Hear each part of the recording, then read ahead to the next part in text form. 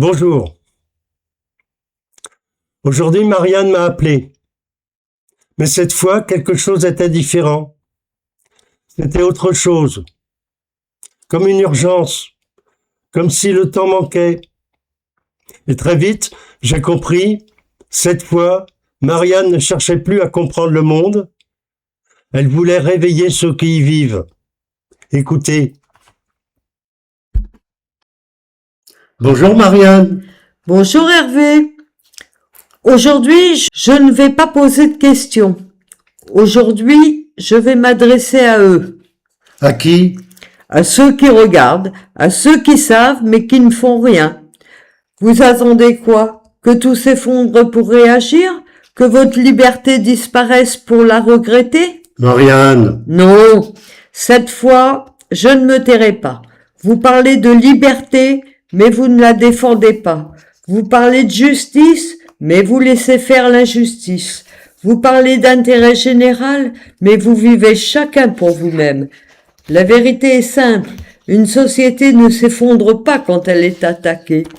Elle s'effondre quand ceux qui la composent cessent de la défendre. Et que doivent-ils faire?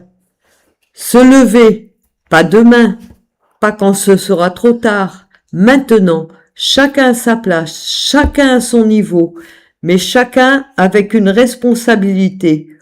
Oubliez votre ego, oubliez vos divisions, regardez plus grand que vous. Ce n'est pas votre confort qu'il faut protéger, c'est votre avenir. Vous n'êtes pas impuissant, vous êtes juste immobile. Et aujourd'hui, je vous demande de choisir, rester spectateur ou redevenir acteur. Au revoir Hervé. Au revoir Marianne. Finalement, Marianne a peut-être raison. Depuis trop longtemps, nous attendons que quelqu'un agisse à notre place. Un dirigeant, un système, un miracle. Mais un monde meilleur ne tombe pas du ciel. Il se construit, il se protège, il se transmet. L'avenir ne se promet pas, il se défend. Seul, on finit par s'épuiser. Mais ensemble, on devient une force, une vraie. Alors peut-être qu'il est temps de cesser d'avoir peur les uns des autres.